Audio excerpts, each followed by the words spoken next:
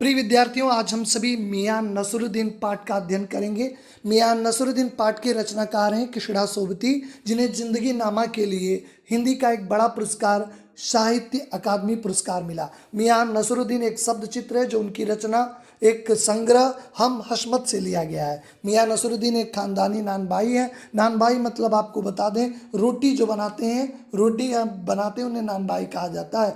क्योंकि बार बार जिक्र आएगा इसलिए आपको मैंने पूर्व में ही बता दिया। उनके स्वभाव रुचियों का एक शब्द चित्र यहाँ पे खींचा गया है। मसीही अंदाज से वह 56 प्रकार की रोटियां बनाने की कला हासिल किया था। और ऐसे व्यक्ति थे जो अपने पेशे को कला मानते थे, पेशे को पेशा नहीं एक कला मानते थे, और करके सीखने को ही हुनर मानते हैं। महात्मा गांधी ने भी कहा था कि करके ही सीखना सबसे बड़ा ज्ञान है, सबसे बड़ा विद्या है। यानी हम केवल रटने की प्रवृत्ति की ओर बढ़ रहे हैं, वह कोई ज्ञान नहीं है। तो ये करके सीखने पे ज़्यादा बल देते हैं। यानी कोई उनके खानदान के लोग बता दिए ऐसी रोटियां बनाए, उस पर विश्वास नहीं करते हैं, लेकिन जब तक उसे व्यवहार में नहीं लाते तब तक उसको नहीं मानते हैं। यानी जब व्यवहार में कोई भी चीज़ें, अगर आप व्यवहारिक स्थिति हैं, सत्य बोलना चाहिए, लेकिन जब तक हम केवल झूठ बोले, जब उसके हम व्यवहार में सत्य का आचरण करेंगे तब उसका एक अच्छा परिणाम आएगा। तो आइए हम सभी बढ़ते हैं इस चैप्टर की ओर, लाइन बाय लाइन अध्ययन करेंगे। क्योंकि एमसीक्यू प्रश्न में जब तक आप एक एक लाइनों का अध्ययन नहीं करते हैं, एमसीक्यू प्रश्नों में आप चूक जाते हैं। इसलिए आइए हम सभी इस चैप्टर को पंक्तिबद्ध होकर पढ़ते हैं। कृष्णा सोबती कहती हैं, साहबों उस दिन अपन मटिया महल एक जगह है, वहाँ से नहीं गुजरती तो राजनीति, साहित्य और कला के हजारों मसीहे। राजनीति के क्षेत्र में बहुत सारे पॉलिटिशियन हैं, कला साहित्य के क्षेत्र में बहुत ऊंचे ऊंचे नाम हैं। कहते हैं इन्हीं लोगों का धूम है। इस धूम धड़ाके में नानबाइयों के एक मसीहा मियां नसरुद्दीन को कैसे पहचानते हैं। कहते हैं और मटिया महल से गुजरती न तो इस धूम धड़ाके में, जो जितने राजनीतिक धूम धड़ाके में, साहित्य लोगों के बीच में, और कला के पेंटिंग, तमाम और भी कलाएं, संगीत की कला है, इनकी धूम है आज के समाज में। उन समाज के बीच में मियां नसरुद्दीन को कैसे पहचानते, कैसे लुत्फ उठाते उनके मसीही अंदाज का। एक दोपहरी, लेखिका बताती हैं, हम एक दोपहरी जामा मस्जिद के जो आड़े पड़े मटिया महल के गढ़िया मोहल्ला की ओर से निकल गए। एक निहायत मामूली सी, देखिए तमाम लोकल जगहों पे, स्थानीय जगहों पे कुछ चीज़ें प्रसिद्ध होते हैं। जैसे यहाँ का लड्डू प्रसिद्ध है, यहाँ के पेड़े प्रसिद्ध हैं, यहाँ के समोसे प्रसिद्ध हैं, लेकिन उनकी दुकान देखेंगे तो बहुत 5 स्टार या 3 स्टार या बहुत बड़े रेस्टोरेंट का दर्जा नहीं होगा, एक सामान्य होगा। ऐसे ही मियां नसरुद्दीन की भी दुकान एक मामूली सी थी। दुकान पे पटापट आटे का ढेर देखकर लेखिका ठिठक गई। लेखिका रोकी, सोची कि इतने व्यापक स्तर पे जो आटे की गुथाई हो रही है, लगता है सेवइयों की तैयारी हो रही है। पर पूछने पे मालूम हुआ कि खानदानी नानबाई मियां नसरुद्दीन दुकान पे खड़े हैं। जो खानदानी है, देखिए खानदानी है, कई पीढ़ियों से जिस व्यवसाय को लोग करते हैं वो खानदानी कहते हैं। इनके बाबा भी इस व्यवसाय करते। लोगों का ट्रस्ट जितनी पुराना होता जाता है उतने लोगों का ट्रस्ट भी बढ़ता जाता है। मियाँ मशहूर हैं 56 किस्म की रोटियां बनाने के लिए, समाज में काफ़ी प्रसिद्ध है। एक दो प्रकार की नहीं, 56 प्रकार की रोटियां बनाते हैं। लेखिका ने अंदर झांका तो पाया कि मियाँ साहेब चारपाई पे बैठे बीड़ी का मजा ले रहे। देखिए यहाँ पे लेखिका ने लिख दिया है, चूंकि अब वह पढ़े लिखे व्यक्ति नहीं थे, काम करते थे, इसलिए धूम्रपान की ओर बढ़े, जबकि धूम्रपान समाज के लिए बहुत ही घातक होता है। लेकिन वो उसका चित्रण करना है एक मजदूर किस्म के आदमी के, एक जो है पेश कारगर यानी काम करने वाले व्यक्ति का चित्रण करना है, इसलिए उन्होंने ऐसा चित्रण किया है। धूम्रपान निश्चित तौर पे समाज को पीछे की ओर ले जाता है। विचारक ने कहा है, नशा नाश का जड़ है भाई, इसका फल अति दुखदायी। नशा नाश का जड़ है, यानी अगर नाश होना है वो व्यक्ति नशे की ओर लिप्त हो जाता है। कहते मौसमों की मार से उनका चेहरा पका था, आंखों में चालाकियां थी, काइयां मतलब चालाकियां, भोलापन था। पेशानी पे उनके चेहरे को देखकर ऐसा लगता था कि कुशल कारीगर के जो तेवर होते हैं, जो कुशल नहीं होता है कारीगर या किसी काम में, उसकी एक गतिविधियों को देखकर ही आप जान सकते हैं। एक मनोविज्ञान तो हर व्यक्ति जानता है, उसके बॉडी लैंग्वेज से, उसके प्रेजेंटेशन से आप जान सकते हैं दक्ष है, परफेक्ट है कि नहीं परफेक्ट है, आप जान सकते हैं।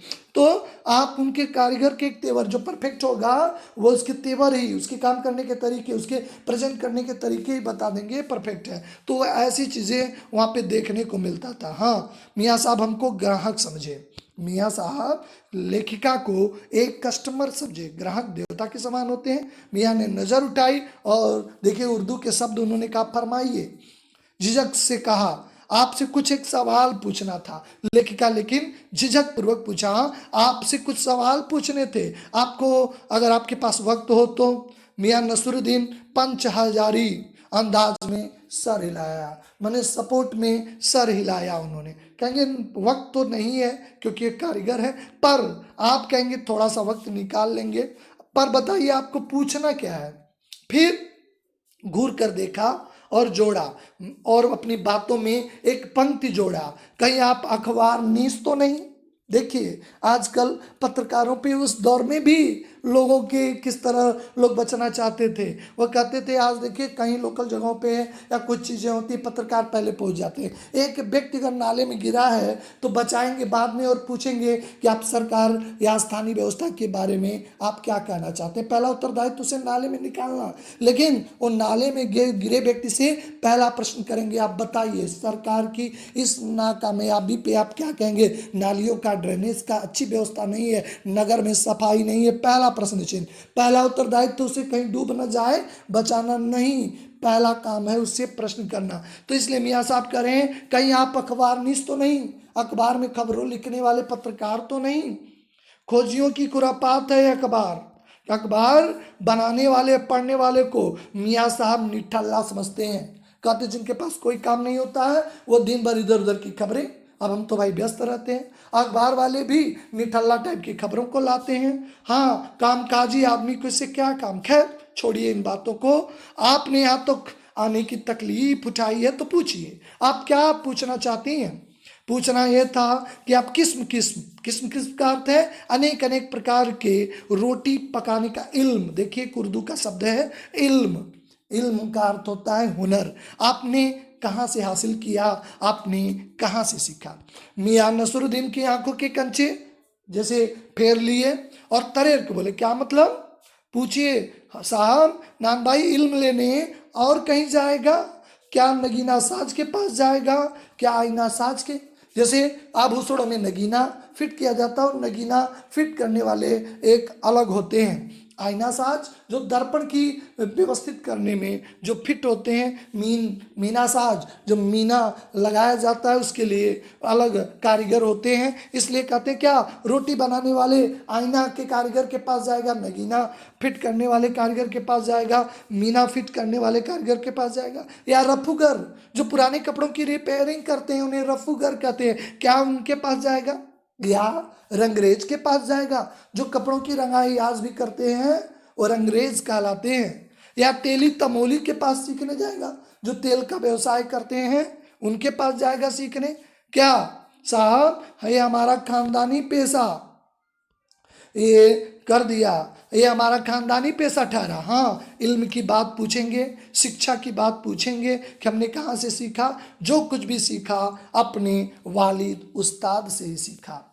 यानी वालिद मतलब अपने पिता, वही हमारे पिता थे, वही अपने गुरु ही भी मानते हैं। कहते हैं जो भी कुछ भी हमने सीखा है बाहर नहीं, अपने ही पिता से सीखा, क्योंकि उनके पिता एक रोटी बनाने वाले ही थे, नानभाई थे। मतलब हम अगर घर से न निकले तो कोई पेशा अख्तियार करेंगे। जो बाप दादे का हुनर था उसी से पाया, और वालिद मरहूम के उठ जाने के बाद बैठ गए उनके ठिये पे। ठिये मतलब होता है स्थान, उन्हीं के स्थान पे जब तक वालिद जिंदा रहे, पिता जिंदा रहे, अपने व्यवसाय को करते रहे। जब उनके पिता जो है इस दुनिया से मरहूम हो चुके, उठ गए, चले गए, तो उनके स्थान पे बैठ गए। तब लेखिका का जिज्ञासा बढ़ा। उन्होंने कहा आपके वालिद यानी आपके पिता।